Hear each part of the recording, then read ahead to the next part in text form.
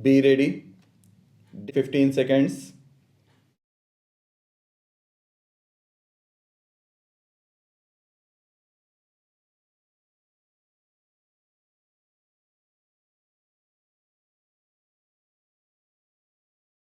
Mr. Deputy Speaker, Sir, the recommendation on certain observations of the board with regard to the policy on children of our country is really speaking a very good outcome and a very good exercise.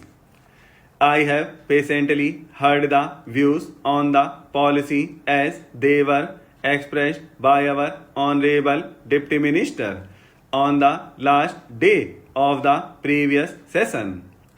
I also congratulated him for his attitude towards the children. But I would like to point out a few things on this national policy on children which is followed in other countries as well as in India. In India, perhaps it is a known fact both from the point of view of religion and that of ancient thinking that the child is treated as God. Usually, it is a common phenomenon both in the villages and the cities. This symbolizes our devotion to children. It also indicates our expectations and our dreams about children.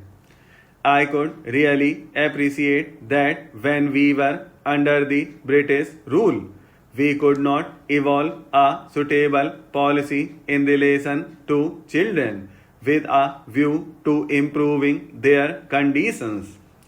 But we are now a free country.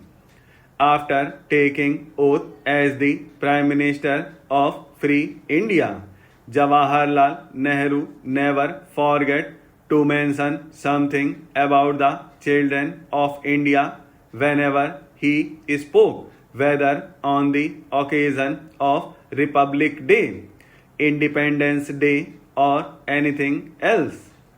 He thought that the country could have been built much more given sufficient care and they had been made to feel that they were partners in all our work.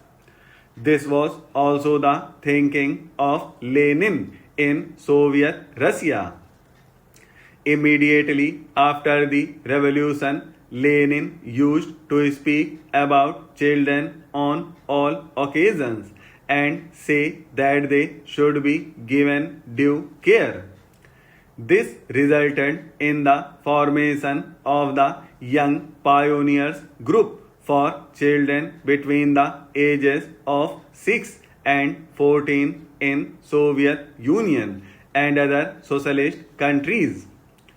In all the socialist countries, this group is recognized, engineered, financed, and administered by the governments and given highest priority in the matter of development.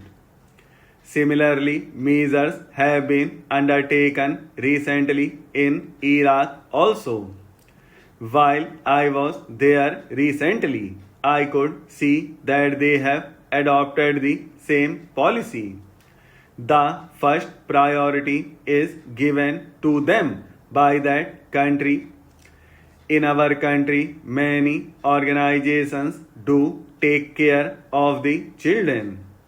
Voluntary organizations and the state governments do provide them with many facilities. The recommendations are very nice. If we read them, they appear to be much more constructive than even the young pioneer groups programs in the Soviet Union. But in actual practice, nothing has been done because of lack of funds.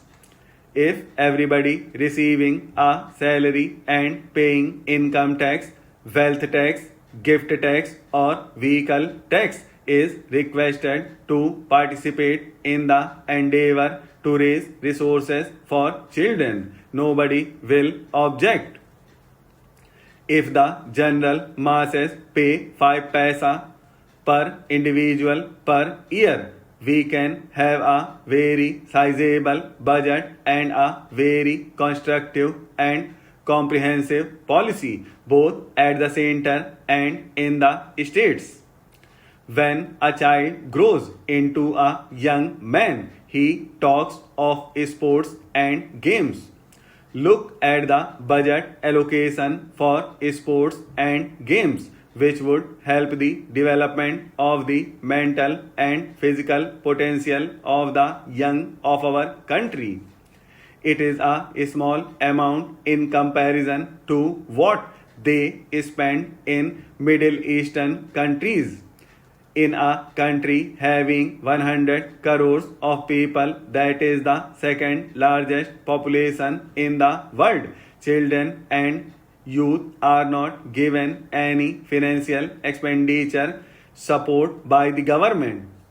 There is no compulsory item of expenditure for the promotion of the moral and cultural talents of the children in the national sphere.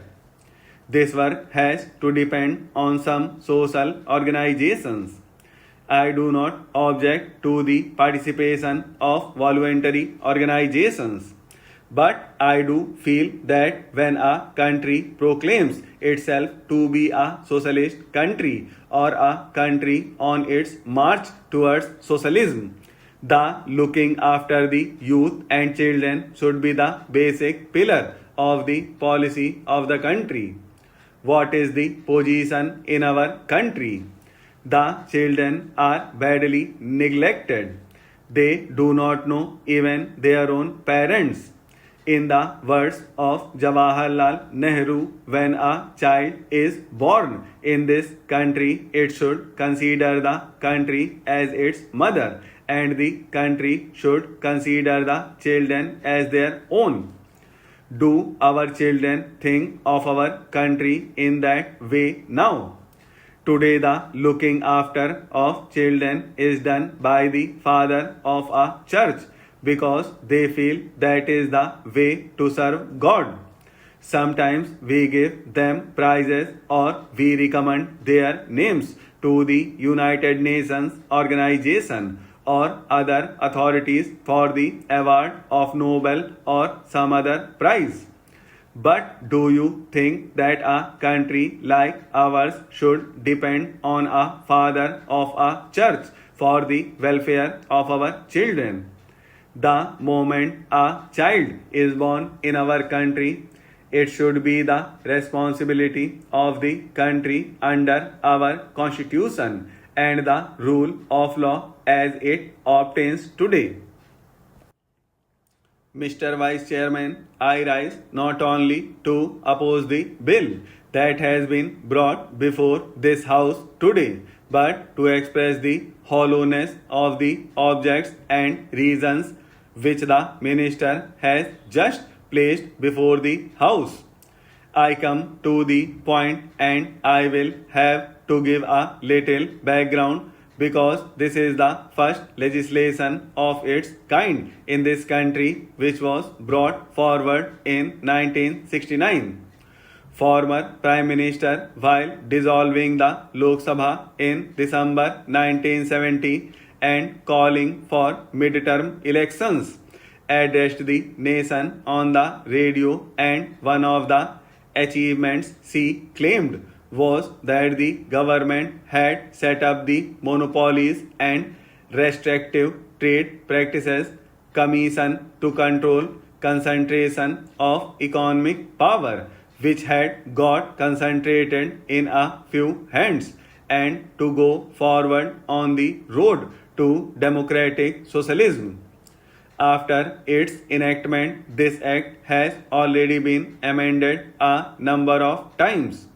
In November 1980, this was the first amendment when they said that export production should be excluded from the purview of the total production taken because that does not affect the consumer as it goes out of the country.